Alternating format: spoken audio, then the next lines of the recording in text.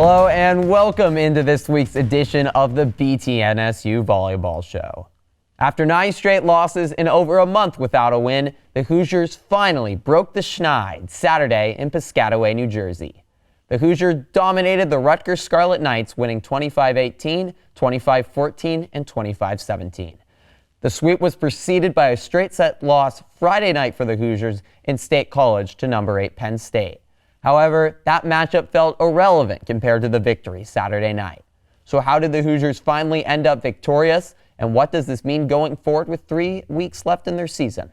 Volleyball expert John Bannec is here with me to break it down.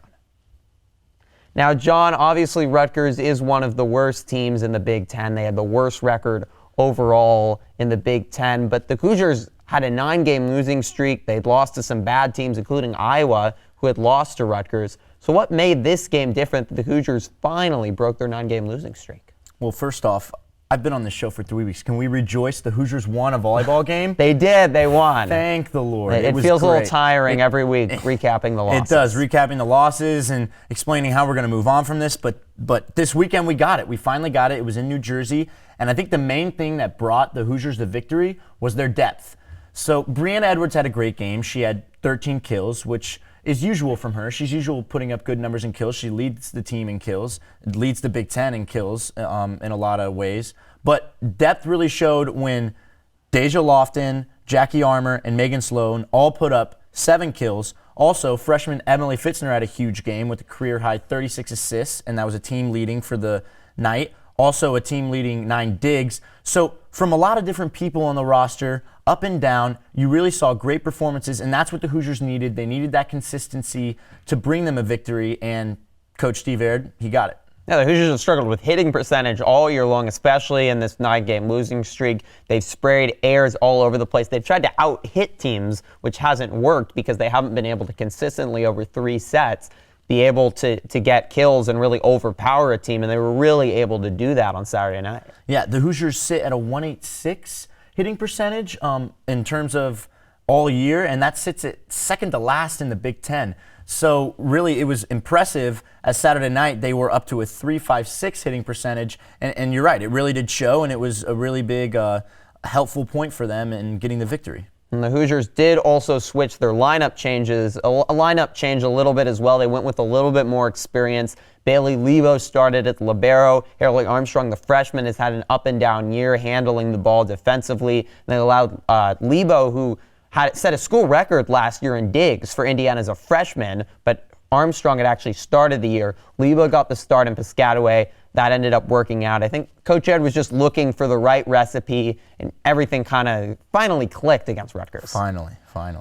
So moving on now, John, they finally have their big victory, and now looks like they have a winnable stretch coming up. What do the Hoosiers need to do going forward, and what will this win do for their season with now 6 games left on the year?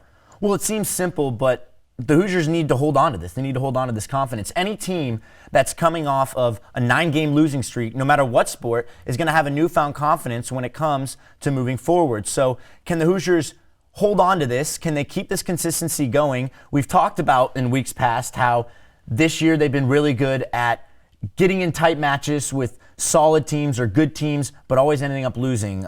Like against Maryland, they were up 2 sets, and then in Maryland in College Park, they were able to lose the next 3 consecutive sets, losing the game. Can they go in a game like that, and can they find a way to win? They're playing the Terrapins here soon, so can they hold on to this consistency, and can they hopefully roll over and show it in these next matches ahead? And the nice part about this latter half of the season is Indiana has just been being down by top 25 team after top 25 team in the Big Ten. As you talked about at the beginning, it's gotten tiring. Yes, Indiana's losing every game, but half the Big Ten's ranked. And now Indiana finally gets a stretch of games where they don't play any ranked teams, including this weekend, as you said, against the Terps on Friday, who are just 4-8, and a team that they blew a 2-0 lead to in College Park. And then again against Ohio State, a team that's 6-8, not a bad school in the Big Ten, but a winnable game, and it's also at Wilkinson Hall. So it feels like a really important weekend for the season momentum.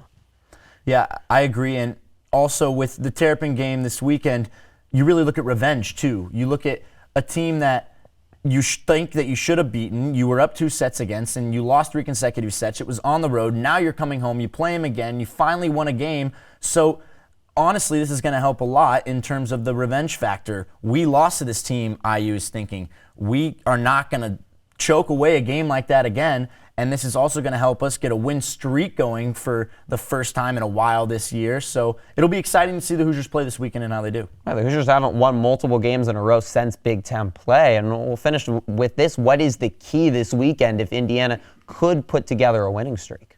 Well, it's using the home crowd and the home advantage. I think that's been huge for the Hoosiers this year, and they've been able to stay above 500 at home. Like you said earlier, before the show we were talking, how many fans were there at the Rutgers game this past weekend? Only 286 fans at the Piscataway game on a Saturday night. Finally won a road game on the Big Ten, but there was only a little over 200 fans there. It's pretty much a neutral game, almost a home game for the Hoosiers if you really think about it. So that obviously helped, and I think that they can move forward into this weekend at home again in Wilkinson Hall and use that crowd energy to their advantage. And then, like I said again, just keeping that consistency. That factor is huge for them. Steve Aird has talked about it all year. And can they keep that and keep rolling forward with that and find depth? And can multiple players, other than just 1 or 2, like Brianna Edwards and Deja Lofton, can multiple players step up for the Hoosiers and make big differences?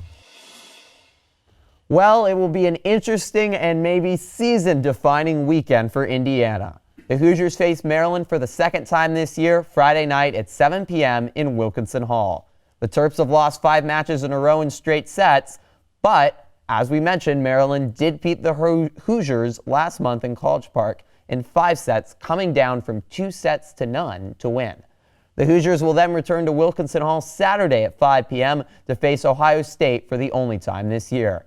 The Buckeyes are just 6-8 in the Big Ten, but they upset number 5 Wisconsin last week. Both games this weekend will be streamed live from Bloomington on BTN Student U and BTN Plus. But for now, though, that'll do it for this week's episode of the BTN SU Volleyball Show. For a great production team and John Bannec, I'm Griffin Epstein. We'll see you next week.